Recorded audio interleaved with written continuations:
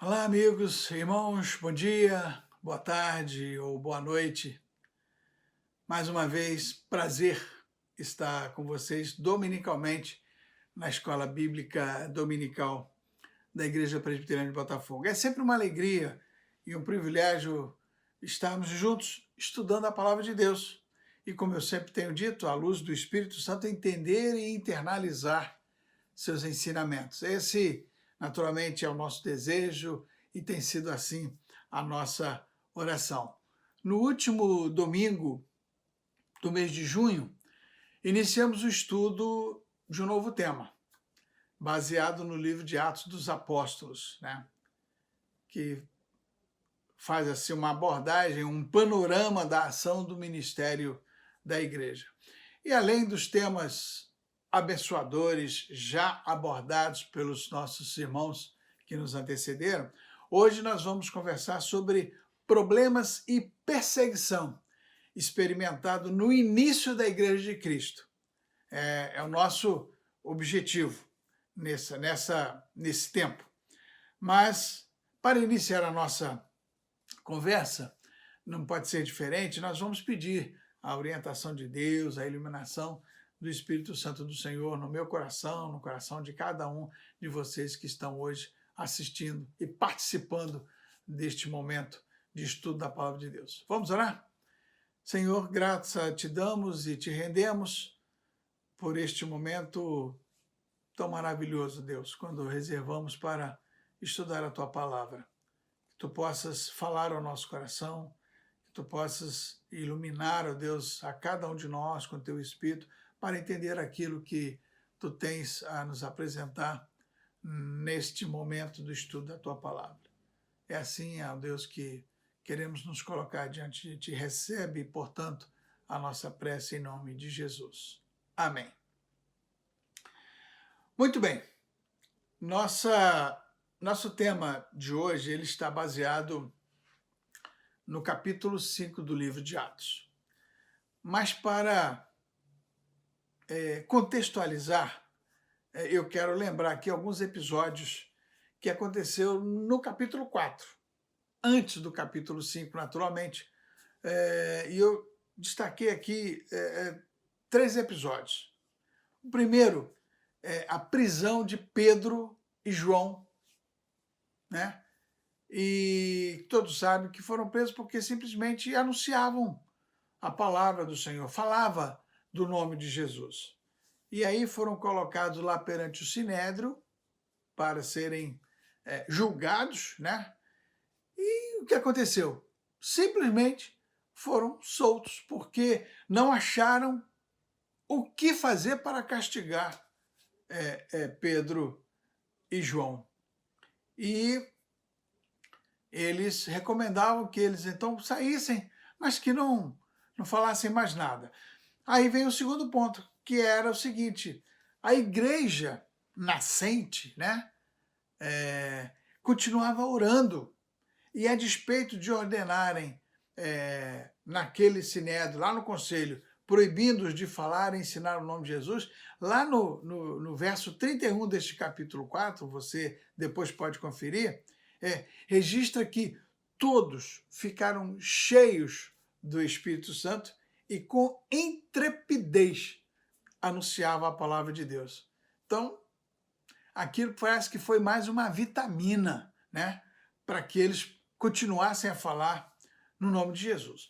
E em terceiro lugar, era a vida em comunidade que já existia naquela igreja primitiva, onde não havia necessitados naquela comunidade, pois todos depositavam aos pés dos apóstolos o resultado dos seus negócios, né, que eram distribuídos a qualquer um à medida de aqueles que tinham necessidade. Então, se você vendia o terreno, se você vendia o seu imóvel, ou se você vendia o produto do seu negócio, tudo aquilo você colocava era uma prática colocar aos pés dos apóstolos para que fossem distribuídos entre todos aqueles que eventualmente tivessem necessidade.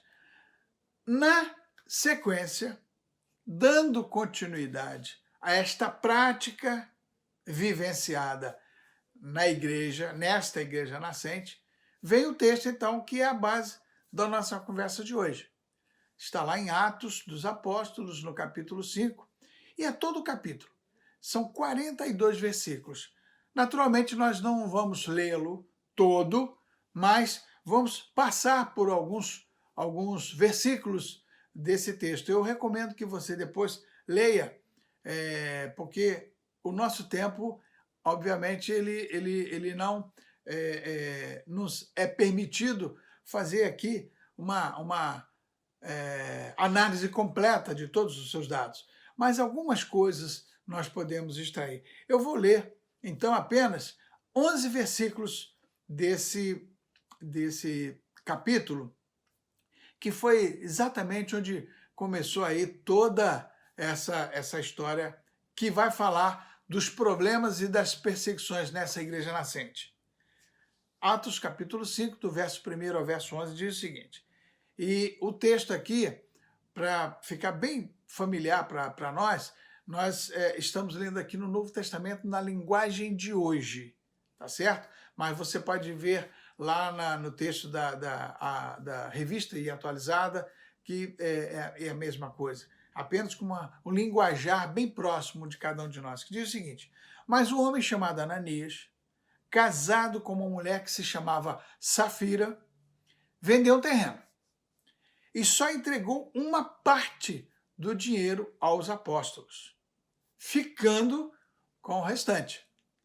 E Safira sabia disso. Então Pedro disse a Ananias, por que você deixou Satanás dominar o seu coração? Por que mentiu para o Espírito Santo? Por que você ficou com uma parte do dinheiro que recebeu pela venda daquele terreno? Antes de você vendê-lo, ele era seu. E depois de vender, o dinheiro também era seu. Então, por que resolveu fazer isto? Você não mentiu para os seres humanos, você não mentiu só para nós. Você mentiu para Deus. Versículo 5. Assim que ouviu isso, Ananias caiu morto. E todos os que souberam do que havia acontecido ficaram com muito medo. Então, vieram alguns moços, cobriram o corpo de Ananias e levaram para fora e o sepultaram. Versículo 7. A mulher de Ananias chegou umas 3 horas depois, sem saber o que havia acontecido com o marido. Aí, Pedro perguntou a ela, olha, Pedro já tinha tido a primeira experiência com Ananias.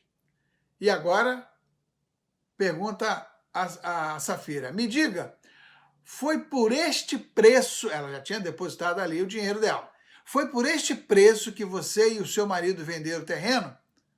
E o que ela responde? Foi. Então, disse Pedro a Safira, por que você e o seu marido resolveram pôr à prova o Espírito do Senhor? Os moços acabaram de sepultar o seu marido e já estão lá na porta e agora vão levar você também.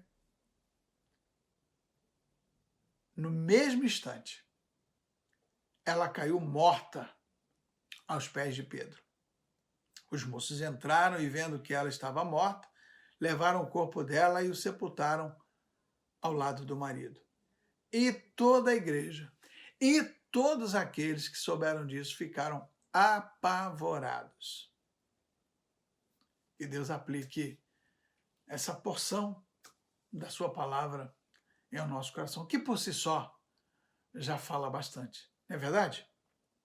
O problema em questão não era o valor, não era a quantidade de dinheiro, mas a mentira que Ananias e sua esposa, macumunados, combinados, colocaram diante dos apóstolos e principalmente diante de Deus. O valor depositado, na verdade, ele não deixaria de ser oferta, mas face à mentira, ela apenas seria algo parcial e indiferente. E eu quero dizer para os irmãos que isso é muito sério. Porque às vezes isso tem acontecido nos nossos dias. Que hoje nós aprendemos que a gente deve colocar diante do altar de Deus, naqueles momentos que nós reservamos de consagração, a 10ª parte, ou oferta. Uma coisa é o dízimo, a outra coisa é a oferta.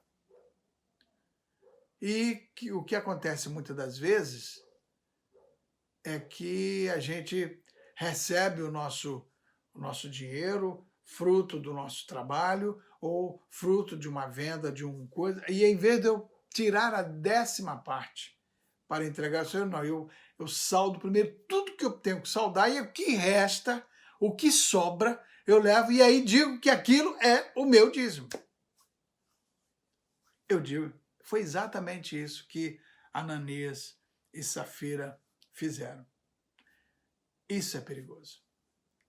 Qualquer que seja o caso, o pecado da mentira de Ananias e Safira é uma lembrança vívida de nossa necessidade de falar a verdade diligentemente, em qualquer situação ou ocasião. Sabe, irmãos, quando dizemos inverdades ou meia-verdades, ou mesmo procuramos atenuar a verdade, dando o jeitinho, né? Não refletimos a glória daquele que é a verdade. E quem é a verdade? Jesus Cristo. João capítulo 14, verso 6, ele diz: eu sou o caminho, a verdade e a vida. Ponto. Jesus é a verdade. Mas quando não refletimos a glória de Jesus, que é a verdade, nós refletimos a imagem de quem? De Satanás, que é o pai da mentira, dito pelo próprio Senhor Jesus, lá em João capítulo 8, verso 44. O que aprendemos aqui, irmãos queridos e amigos, que nos dão prazer de estarmos nesse tempo juntos, é que cristãos, efetivamente, na sua essência, devem ser caracterizados pela verdade ensinada por Jesus. E jamais valorizar o dinheiro ou a reputação pessoal acima da santidade. Foi isso que Ananias e Safira fizeram.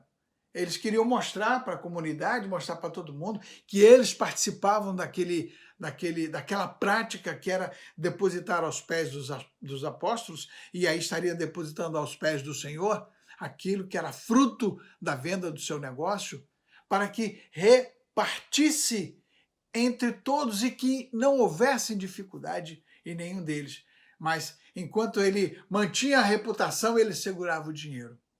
Foi exatamente isso que acontecera com Ananias e Safira. O que aprendemos aqui é que os cristãos devem ser caracterizados pela verdade ensinada por Jesus e jamais valorizar o dinheiro ou a reputação acima da santidade. Ananias e Safira prezou pela reputação e seu dinheiro do que pela verdade ensinada por Jesus. A consequência dessa ação radical do Senhor foi de uma reação apropriada na igreja primitiva, naquela igreja nascente. Porque Deus tem propósitos em todas as coisas em nossa vida. Em tudo, Deus tem um propósito. E qual foi a reação apropriada, destacada aqui? Está destacada no versículo 11. Grande temor sobreveio a toda a igreja e a todos que ouviram essas coisas. Sabe, irmãos, um de nossos maiores problemas é que, infelizmente, perdemos a noção da perfeição ilimitada de Deus. Porque começamos a achar que a gente controla as coisas do meu jeito, do jeito que eu quero, sem nos aperceber que Deus sabe de todas as coisas. Deus sabe, antes de eu pensar ou antes de eu falar, Ele já sabe. O escritor Sproul, R.C. Sproul, explica que a nossa transgressão não é um pecadilho de pouca importância. Antes, todo pecado é um ato de traição cósmica, uma tentativa inútil de desentronizar Deus da sua autoridade soberana. O mundo sempre tenta fazer isso, a humanidade sempre tenta fazer isso. Veja o que Sproul escreve em sua obra clássica, A Santidade de Deus. Muito interessante. Aspas. Quando entendemos o caráter de Deus, quando aprendemos algo de sua santidade, começamos a compreender o caráter radical de nosso pecado e de nossa desesperança. Pecadores desvalidos só podem sobreviver pela graça. É a minha condição, é a sua condição. Nossa força é, em si mesma, inútil. Somos espiritualmente impotentes sem o auxílio de um Deus misericordioso. Talvez não gostemos de dar atenção à ira e à justiça de Deus, mas enquanto não voltarmos para esses aspectos da natureza de Deus, jamais reconheceremos o que foi realizado em nosso favor foi pela graça. Fecha aspas. Esse é um texto que está escrito nesta obra clássica de Sproul, na Santidade de Deus. Como nós dissemos anteriormente, grande temor sobreveio a toda a igreja.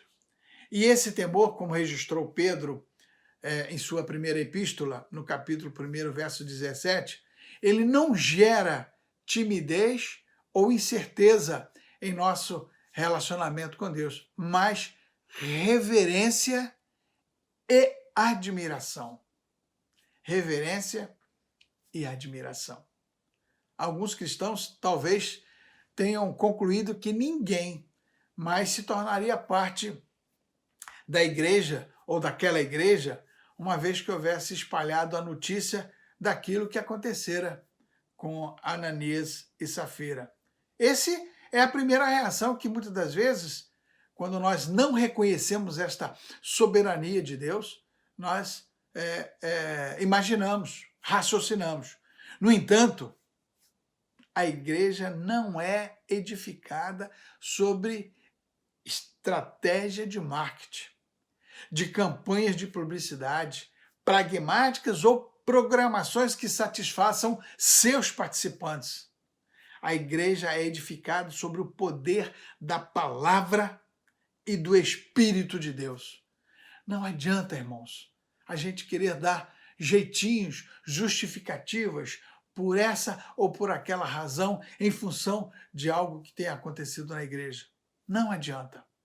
A igreja, ela é edificada sobre o poder da palavra e do Espírito de Deus. Perseguição, medo e relatos negativos não puderam impedir o Espírito de Deus de salvar pecadores e levá-los a Jesus.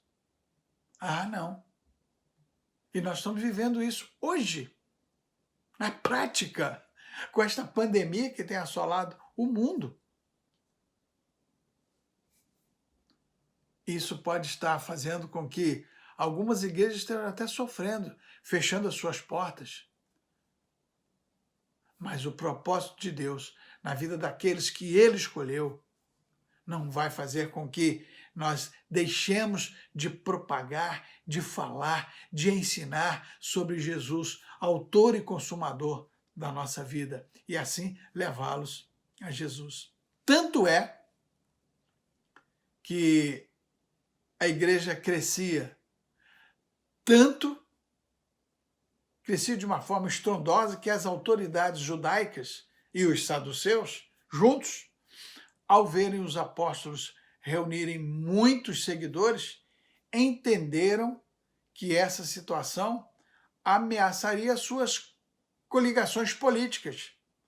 E aí estava a igreja, né, ali liderada pelos saduceus e pelos judeus, coligadas com a questão política de Roma. E o que aconteceu com isso? Os apóstolos foram todos presos. E aí não foi só Pedro e João. Todos os apóstolos foram presos. Se você verificar aí no verso 14 do capítulo 5, vemos mais uma vez a ação do Senhor libertando os apóstolos do presídio através de seus anjos. E aí é interessante e é bom lembrar, e você pode verificar aí ao longo do texto, que os saduceus, que representavam aí a facção do judaísmo, né, desses coligados com a política de Roma, eles não acreditavam em anjos, eles não acreditavam em dons sobrenaturais, eles não acreditavam em ressurreição, eles não acreditavam em vida eterna, eles não acreditavam em céu, não acreditavam em inferno. Mas olha a ironia dessa coisa toda. Foi um próprio anjo que, ao libertar todos os apóstolos da cadeia, sem que uma gota de sangue ou qualquer violência fosse acontecida naquele episódio, foi o próprio anjo que orientou os apóstolos a irem ao templo e anunciar-se ao povo todas as palavras dessa vida. Está lá no versículo 20. E quais eram as palavras de vida? Jesus. Jesus. As ironias dessa história são prova da mão soberana de Deus em ação. Eu não tenho a menor dúvida disso. Irmãos, muitas coisas têm acontecido também em nossas vidas como ação do Senhor, que muitas das vezes achamos que foram atitudes que eu tomei, atitudes que outros tomaram, sem estar atento de que o próprio Deus, através de mim e através de outros, fez com que essas ações pudessem ser tomadas. Os apóstolos agora, diante do Sinédrio. Porque quando o sumo sacerdote, né, começou a reunir o Sinédrio, o conselho, e mandou que buscassem os apóstolos que estavam presos para fazer com eles a mesma coisa que tentaram fazer com Pedro e João, eles chegaram lá e não viram mais ninguém. E estava lá os guardas dos seus postos, estava lá o carcereiro, estava todo mundo do mesmo jeito, achando que os apóstolos estavam lá no presídio. E nenhum deles estavam lá. Estavam no templo. E eles saíram, foram ao templo para poder prender os apóstolos e levar ao conselho lá perante o Sinédrio. E os apóstolos agora, diante do Sinédrio, repreendido pelo sumo sacerdote por insistirem em ensinar nesse nome, ou seja, Jesus. Está aí no verso 28. Nós não lemos todo o capítulo, mas você percebe que nós estamos falando ao longo dos acontecimentos durante o registro desse capítulo. E, mediante essa insistência dos sumos sacerdotes em falar que eles devessem parar de ensinar sobre esse nome, olha o que eles responderam: devemos obedecer a Deus e não aos homens. Vemos, mais uma vez, a intervenção poderosa de Deus. E desta feita, usando um dos membros do Sinédrio. Você vai ler aí nesse texto do capítulo 5, principalmente lá entre os versos 34 e 39. Sabe quem se levantou para advogar pelos apóstolos? Gamaliel. Lembra do Gamaliel? Aquele que Paulo aprendera sobre leis aos pés de Gamaliel? Pois é, fariseu que desfrutava de boa reputação dentro e fora do conselho.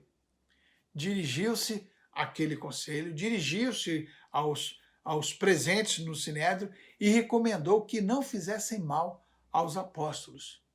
E por quê?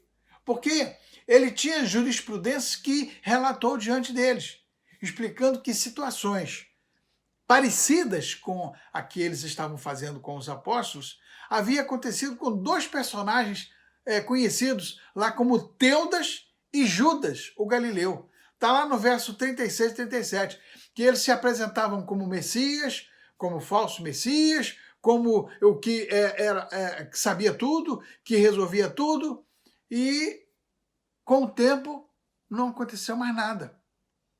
E Gamaliel disse, olha, vamos fazer o seguinte, lembra de Teudas e lembra de Judas o Galileu, que chegou com discursos parecidos? O que aconteceu? Não deu em nada, porque realmente não era de Deus. Então vamos deixá-los.